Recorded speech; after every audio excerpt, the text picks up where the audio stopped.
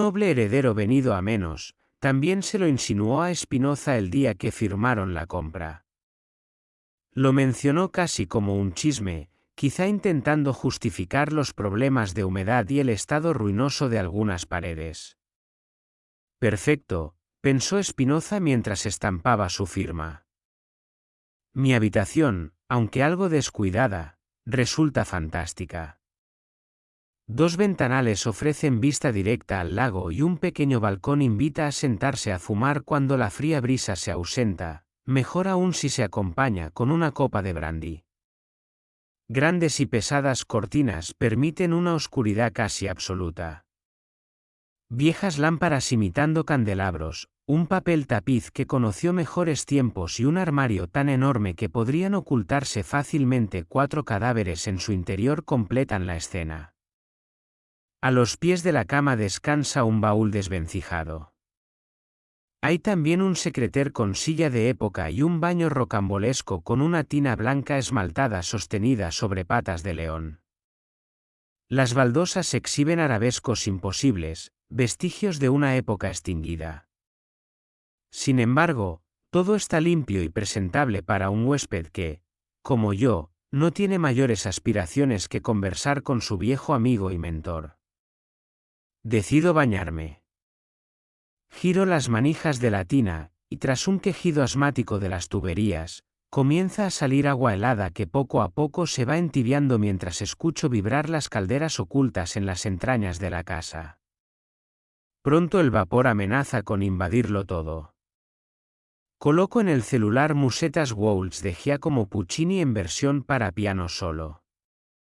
Este es mi himno, pienso. Activo la repetición continua y me sumerjo lentamente en la tina después de vaciar media ánfora de sales de baño encontradas en el armario. Poco a poco, sumergido hasta el cuello, comienzo a dormirme. Estoy frente al despacho oval. Me sorprende encontrar a Clara trabajando allí como secretaria privada del presidente de la República. Clara, ¿qué haces aquí? Ella entra montada sobre un patinete, riendo descontroladamente. Pasa. Pasa al despacho. Estamos de fiesta. Pero eso no puede ser. Yo te asesiné. Le grito. Eso no tiene importancia, responde. Al abrir la puerta descubro al presidente de mi país montado sobre un triciclo infantil, con sombrero de payaso y nariz roja de globo, girando frenéticamente alrededor del escritorio presidencial.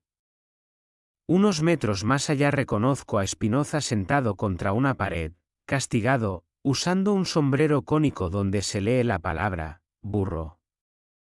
Coño, parecen todos drogados. ¿Qué pesadilla es esta?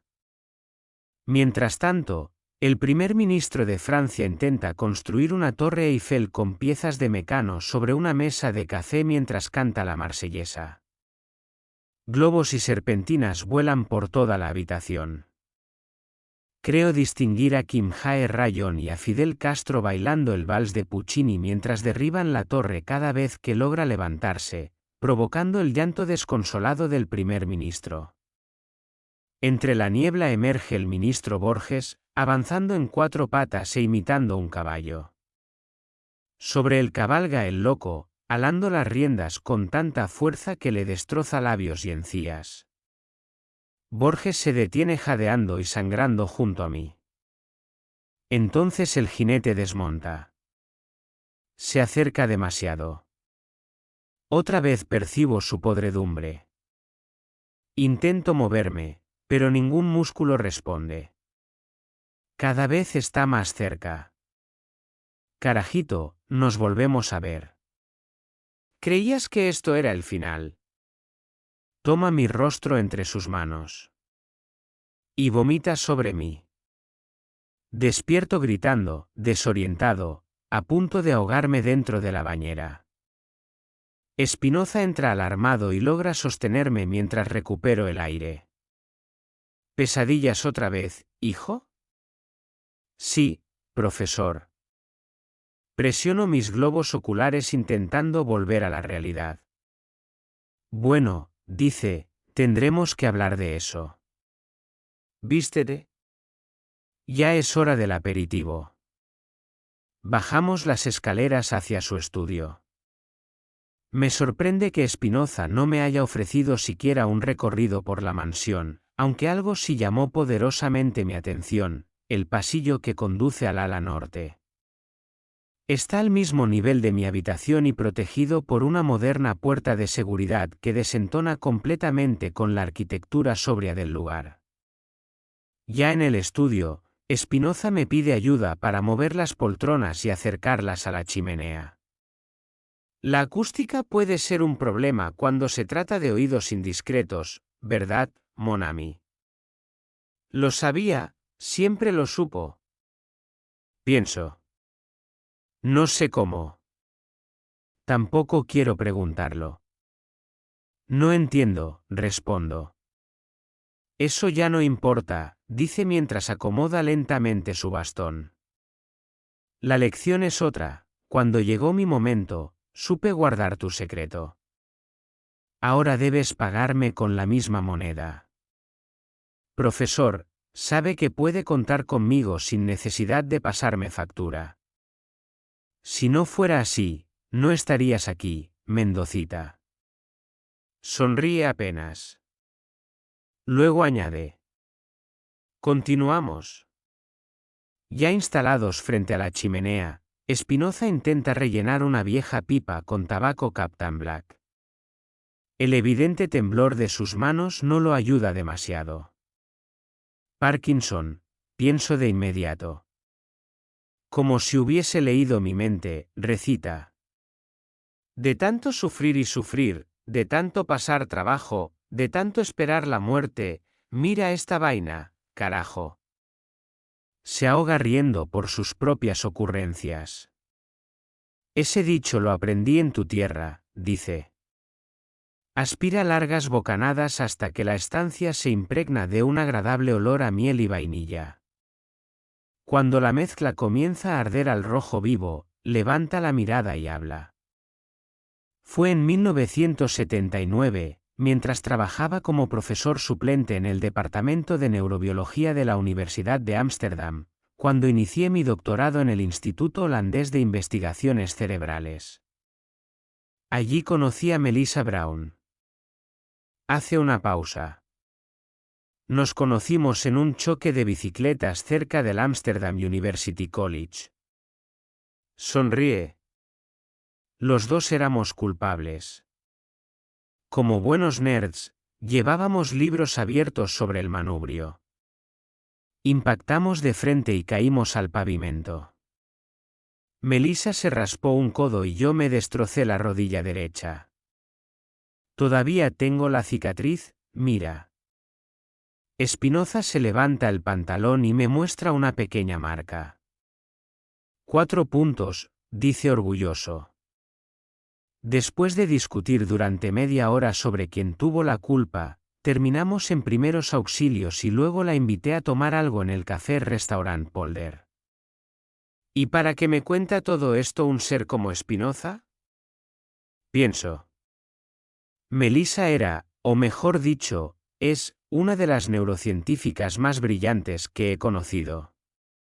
Una mente excepcional. Al igual que él, Melissa acababa de comenzar el doctorado. Venía del Massachusetts Institute of Technology, donde había obtenido las mejores calificaciones registradas en décadas. No me diga más, profesor, interrumpo en tono burlón. Se enamoraron, se casaron y ahora iremos a rescatarla de un castillo encantado, ¿no? Spinoza me observa entonces con una tristeza infinita. Con una calma casi sagrada. Así es, hijo, solo que el castillo es su mente. Silencio. Luego susurra. La muerte es el principio de los recuerdos. Nos casamos al año siguiente. Después cada uno tomó caminos distintos. Melissa se obsesionó con los mecanismos que activan la bomba sodio-potasio dentro de la neurona, y yo comencé a buscar financiamiento para desarrollar un centro avanzado de neuroimagen. Capítulo 15. Calicanto. Spinoza continuó su historia. Aunque Melissa y yo manteníamos una relación muy particular, nos queríamos profundamente. Viajábamos mucho y la distancia nunca pareció afectarnos, o al menos eso creía yo. Doctor, ¿y dónde está? ¿Cuándo voy a conocerla? Pregunté. Muy pronto. Sin rodeos, bajó la voz y me susurró. Está aquí. Y sufre de TEA en el último estadio de la etapa confusional. Por favor, necesito que viajes dentro de ella antes de que sea demasiado tarde. Sentí un vacío en el estómago. ¿Cómo es eso? No entiendo. Bueno, hijo, cada quien carga sus secretos y su cruz. Hizo una pausa antes de continuar. Aunque estuvimos distanciados, jamás la abandoné desde la aparición de los primeros síntomas. Y ahora, aunque su estado parezca irreversible, no podría perdonarme no hacer un último intento. Se levantó lentamente y comenzó a caminar alrededor de la chimenea. Pretendo, con tu ayuda, producir un TMI, un traslado masivo de información. Extraer temporalmente la memoria residual y transferirla a otro cerebro receptor mientras realizamos un proceso de limpieza neuronal profunda acompañado de una inducción acelerada de plasticidad cerebral. Lo miré sin respirar. Después, intentaríamos devolver toda la información a nuevas neuronas sanas. Silencio. Luego agregó. Sé que esto es insano, incluso para mí. Y aunque me llena de dudas, abriría una puerta completamente nueva para la neurociencia. Bajó la mirada. Pero te aseguro algo, este será mi último trabajo en neurología. Y mi último viaje, pensé. Bueno, doctor, dije finalmente. Cuente conmigo. Lo improbable ya lo vi convertirse en posible en sus manos. Spinoza sonrió apenas. Como contraprestación, respondió, prometo rastrear las conexiones neuronales construidas por el loco. Localizaré dónde se aloja dentro de tu cerebro, cómo se desplaza, cómo te espía cada noche, y allí, en su madriguera, lo destruiré. ¿Cómo? Spinoza levantó la mirada. Lo cazaré como a un terrorista. Hizo una pausa. Como a Bin Laden. Mierda. Se me escapó involuntariamente. Bueno, hijo, replicó, aquí sí nos será útil toda esa epigenética que has estado estudiando. Se acomodó las gafas. Lo que sabemos hasta ahora es que tus terrores nocturnos se desplazan igual que los delincuentes, bajo horarios, patrones y circunstancias específicas. Nunca demasiado lejos de su zona de confort. Lo único que falta es identificar los disparadores. Se inclinó hacia mí. Escucha bien. La repetición constante de pensamientos y sensaciones termina creando rutas permanentes dentro del cerebro. Igual que ocurre con el placer, el terror también construye redes neuronales propias. Tomó aire lentamente antes de continuar. Y una vez desarrolladas, la única manera de destruirlas es provocando el nacimiento de su antagonista. ¿Antagonista? Sí. La compasión.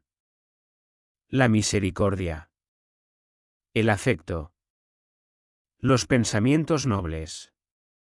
Me observó fijamente. Cuando esas nuevas conexiones se fortalecen, las anteriores comienzan a debilitarse por desuso. Pierden circulación, pierden rutas, pierden salidas. Su voz bajó aún más. Hasta quedar atrapadas. Y allí mueren. La chimenea crujió violentamente. El pensamiento creativo existe, Julio. No es retórica barata. El pensamiento es energía. El cuerpo responde. El ADN responde. Luego añadió. Las nuevas conexiones terminan sustituyendo a las antiguas. Les roban sus pasillos, sus laberintos, hasta dejarlas aisladas. Sonrió con cansancio. Así es como vamos a matar al loco. Hizo una pausa. De hambre. Doctor, pero eso es Alzheimer. Sí. Levantó lentamente la pipa. DTA inverso. Positivo. Dirigible y sustentable.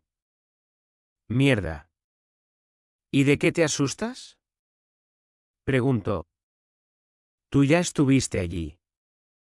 Conoces esa zona mejor que nadie. Blanco recibió su carta de retiro y jubilación anticipada sin demasiada sorpresa.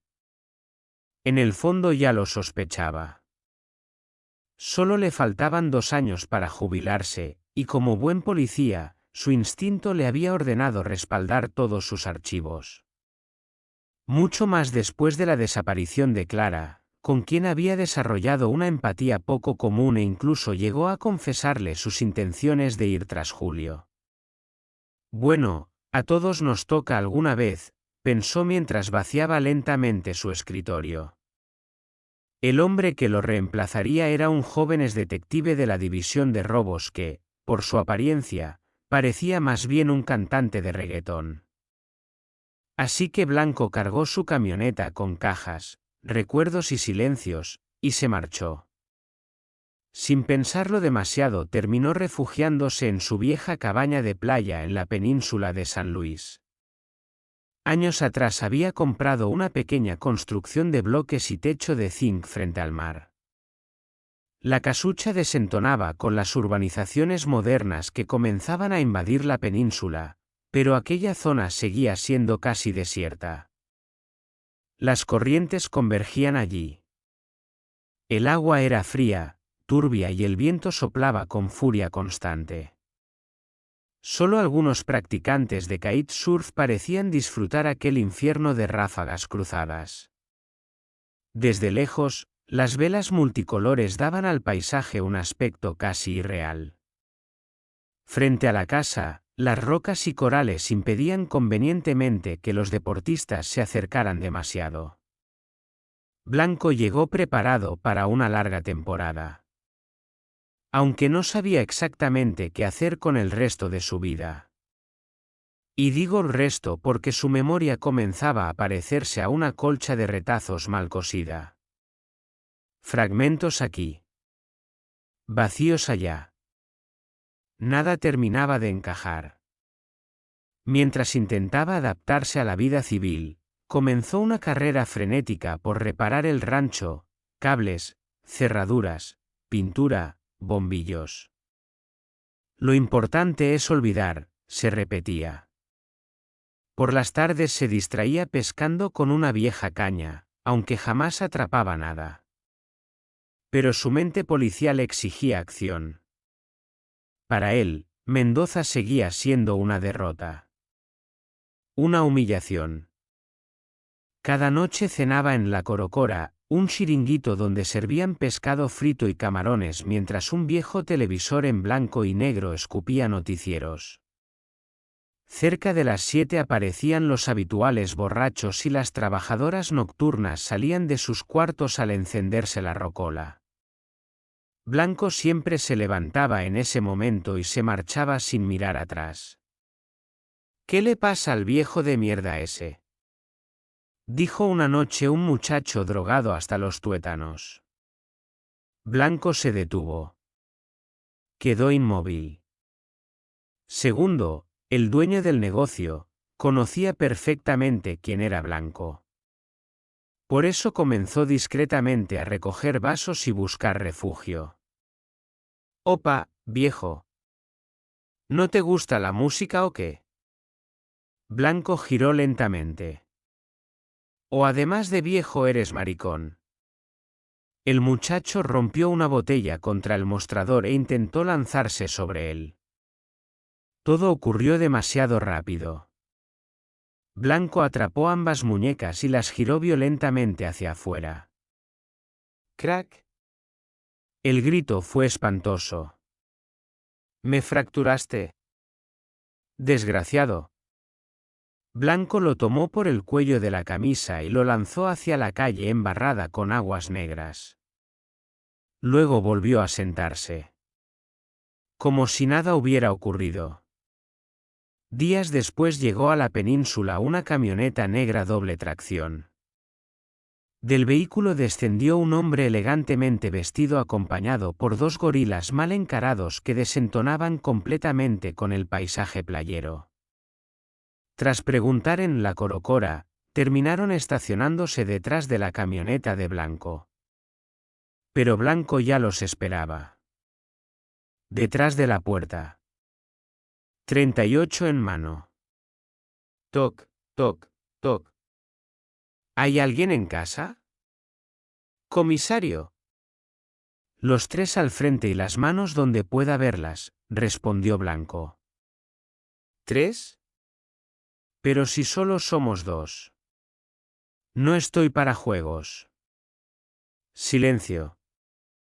El que está escondido detrás de la camioneta, que salga. Y salió. ¿Qué buscan? Preguntó Blanco. ¿O a quién buscan?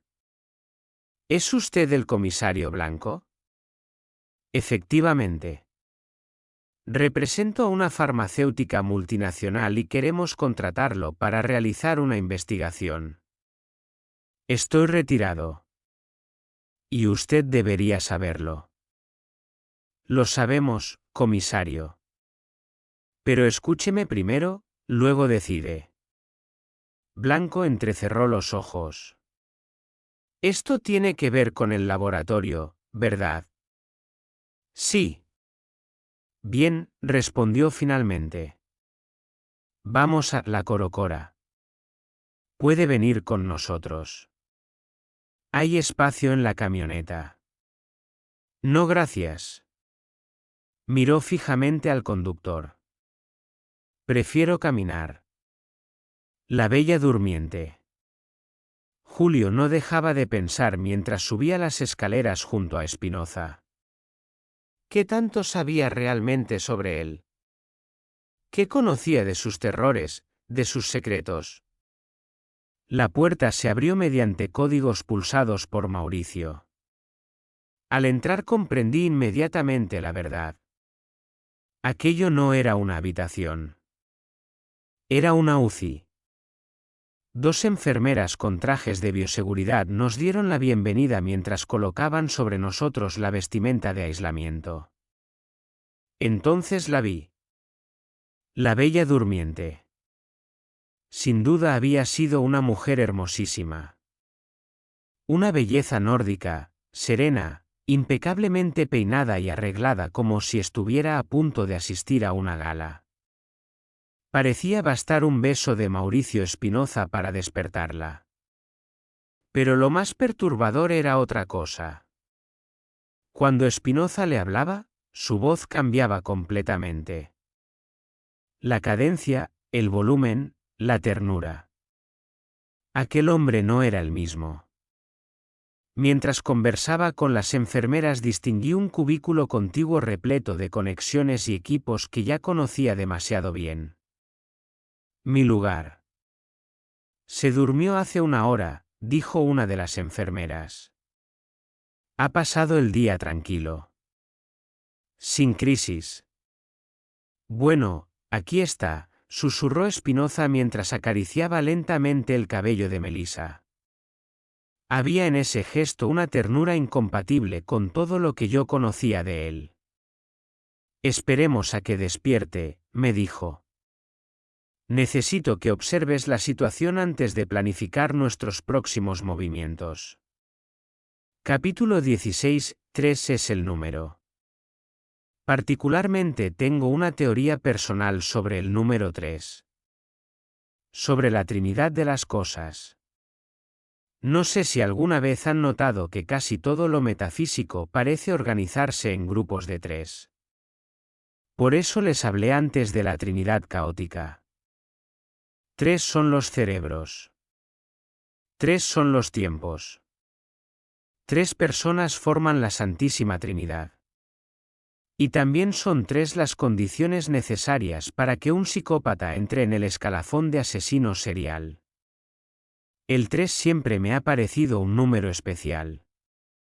Sagrado. Las culturas antiguas le otorgaban propiedades espirituales, y curiosamente, algunos de los hombres más brillantes de la historia parecían obsesionados con él. Pitágoras, Isaac Newton y Nikola Tesla lo estudiaron con verdadera devoción. Aparece en casi todas las ciencias. Matemática, física, biología, música. Incluso nuestro ADN funciona a partir de secuencias construidas en grupos de 3 letras, como si la propia vida hubiese sido escrita siguiendo una métrica secreta. Y sospecho que algún día, precisamente allí, terminaremos descifrando el verdadero lenguaje del ser humano. El número 3 representa un resultado. Muchos lo consideran el equilibrio perfecto entre fuerzas opuestas, el retorno a la calma después de largos periodos de caos. Por eso me impresionó tanto descubrir que el cerebro humano tampoco es 1, sino 3. Tengo mucho que agradecerle a Spinoza. Gracias a él entendí por qué algunos neurocientíficos hablan del cerebro triúnico y cómo ciertas regiones del encéfalo pueden agruparse según las funciones que desempeñan. Aprendí también que, mientras más primitivas son esas funciones, más profundamente se encuentran protegidas dentro de la bóveda craneal. Es un problema de arquitectura cerebral y supervivencia, decía Spinoza. Cada una de esas estructuras posee su propia lógica de funcionamiento y se cree que fueron apareciendo secuencialmente a lo largo de la evolución, una encima de la otra. Como capas geológicas. O como ciudades construidas sobre ruinas más antiguas. Pero todas permanecen conectadas entre sí en una gigantesca red de comunicación neuronal que, si pudiera desenrollarse completamente, probablemente alcanzaría desde la Tierra hasta la Luna. El cerebro, me decía Spinoza, es una biocomputadora con más de 100 billones de neuronas funcionando bajo un único principio universal, la homeostasis. La palabra le fascinaba. Homeostasis, equilibrio y balance. La necesidad desesperada del cuerpo humano por conservar un ambiente interno estable mientras todo cambia alrededor. El organismo monitorea constantemente el entorno, continuaba, y realiza ajustes permanentes para sobrevivir. Todo en el cerebro busca compensarse. Todo intenta volver al equilibrio. Luego se detenía, sonreía apenas. Y entonces llegaba al verdadero centro de su obsesión. El quid del asunto es desdoblar, limpiar y reconectar. Pronunciaba aquellas palabras casi como un sacerdote recitando una plegaria prohibida. Si logro hacer aquí lo que estoy imaginando, decía señalándose la cabeza, el mundo entero cambiará para siempre. Entonces soltaba una pequeña carcajada. Todo el mundo terminará haciendo de todo. Se acabó la especificidad. Hablaba, por supuesto, de la neuroplasticidad. La capacidad del cerebro para reorganizarse, adaptarse y modificarse a sí mismo en función de la experiencia, el aprendizaje y el entorno. Para Spinoza, aquello no era simplemente una propiedad biológica. Era una puerta. Y estaba decidido a atravesarla. Capítulo 17, temporada de caza. El extraño personaje entró junto a Blanco a la corocora con una mueca involuntaria de repulsión. Y no era para menos. Piso pegajoso, ventiladores asmáticos girando sobre sus cabezas, tiras adhesivas atrapamoscas colgando del techo y unas mesas que, en cualquier otro lugar, habrían sido consideradas un atentado contra la salud pública. Blanco sonrió con desparpajo. Esto es lo que hay. Buscaron una mesa lejos de la rocola. 2/3 bien fríos, gritó Blanco. La veterana mesonera se acercó arrastrando las sandalias plásticas con un sonido más parecido al cansancio que al arrepentimiento. Entonces, señor, ¿no va a beber?, preguntó Blanco. No, gracias. El extranjero pidió una botella de agua Perrier que uno de sus escoltas trajo desde la camioneta. Bueno, mientras menos somos, a más tocamos. Blanco acercó inmediatamente la segunda cerveza hacia su territorio. Mi nombre es Christian Lacroix, comenzó el hombre, y represento a un conglomerado de laboratorios multinacionales interesados en contratar sus servicios profesionales para localizar al señor Julio Mendoza. Y muy bien que lo conozco, respondió Blanco. Christian extrajo un grueso sobre amarillo del maletín y lo colocó lentamente sobre la mesa. Esto es solo un adelanto. Blanco no lo tocó de inmediato. Un momento, ¿me están pagando únicamente para ubicarlo? Porque para eso no me necesitan. Sé perfectamente dónde buscar. Christian sonrió apenas. Perdón, no me expliqué correctamente. También necesitamos conocer sus actividades durante la operación laboratorio, su relación con Mauricio Espinoza, y cualquier aspecto oscuro de su pasado que pudiera resultar útil. Ahora sí. Blanco tomó el sobre. Ahora estamos entendiéndonos. Lo deslizó lentamente hacia su lado de la mesa. Aunque sospecho que ustedes ya saben algo más, por ejemplo, que Mendoza jamás ha sido santo de mi devoción. Claro que lo sabemos, señor Blanco, respondió Christian. Y apostaría a que eso representa un incentivo aún mayor que el dinero. Blanco bebió un largo trago. Mi jubilación es una miseria. Después de tantos años de servicio, el Estado apenas me lanzó unas migajas. Miró fijamente al extranjero. Ahora dígame algo, ¿para qué lo buscan realmente? Christian permaneció unos segundos en silencio antes de responder. Digamos que por 2 razones. La primera, las actividades de Espinoza nos han causado pérdidas financieras considerables. Se inclinó ligeramente hacia adelante. Y la segunda, creemos que Mendoza posee información privilegiada que necesitamos conocer en detalle. Blanco sonrió. Eso depende de qué tan profundo quieren cavar.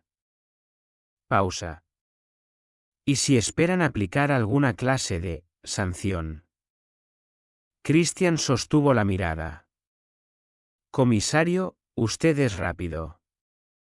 No, amigo mío, respondió Blanco. Esto es como un autolavado. Levantó la cerveza. Todo depende de qué tan limpio quieran dejar el asunto. Christian comprendió perfectamente. Digamos que, después del lavado, no debería quedar ningún rastro. Blanco soltó una breve carcajada. Entonces vaya preparando más sobres como este. Porque ambos sujetos tienen padrinos muy poderosos. Miró hacia la puerta. Y esto no será fácil. Precisamente por eso acudimos a usted. Delo por hecho. Levantó la botella vacía. Mireya. Otra cerveza. El lago de Como. Mientras tanto, A 8.000 kilómetros de distancia, el lago Dícomo amanecía cubierto por una bruma gris y silenciosa. Julio había dormido profundamente. Al bajar al salón no encontró a Spinoza, así que se dirigió al comedor.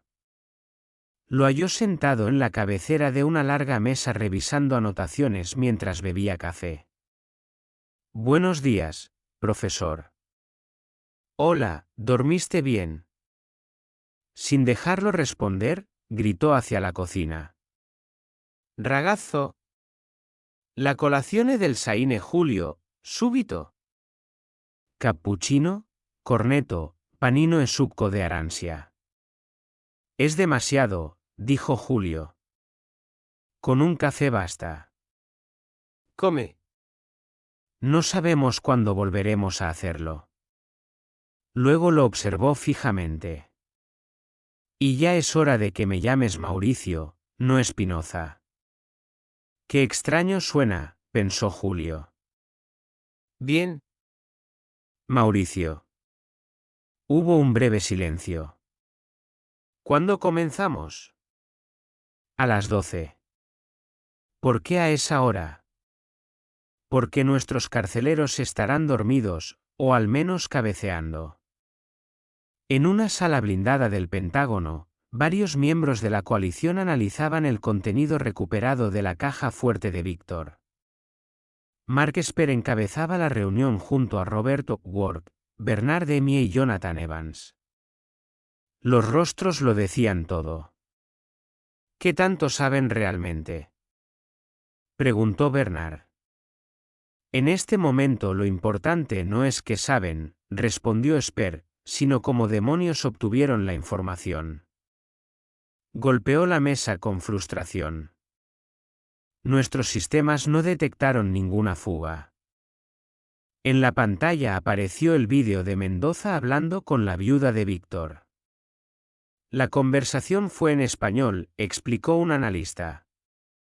Nuestros expertos en lectura labial lograron identificar números, direcciones de giro, y una palabra final. Invierno. ¿Invierno?, preguntó alguien. ¿O quiso decir infierno? Sea lo que sea, no significa demasiado, gruñó Bernard. Entonces solo queda confirmar nuestros temores, dijo Esper. O eliminarlos de raíz, murmuró Jonathan Evans. El silencio se volvió pesado. Por ahora aprobaremos las vacaciones conjuntas de Spinoza y Mendoza en Italia. Esper asintió lentamente. Los huevos en una sola cesta. En la mansión, Melissa ya había sido preparada. Los nuevos equipos eran más pequeños y menos intimidantes que los utilizados durante la primera experiencia. La enfermera introdujo una sustancia ambarina por vía arterial mientras otro asistente ajustaba sobre Julio un casco de electrodos mucho más ligero y sofisticado. Spinoza estuvo hablando con Elon Musk, pensó. Y entonces comenzó nuevamente el descenso. Debía salvar a Melissa. Y Spinoza debía encontrar al loco.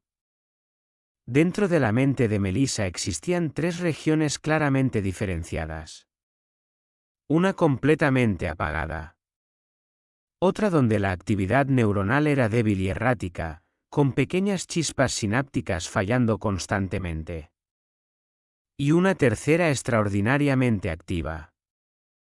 Melissa estaba moviendo deliberadamente la información.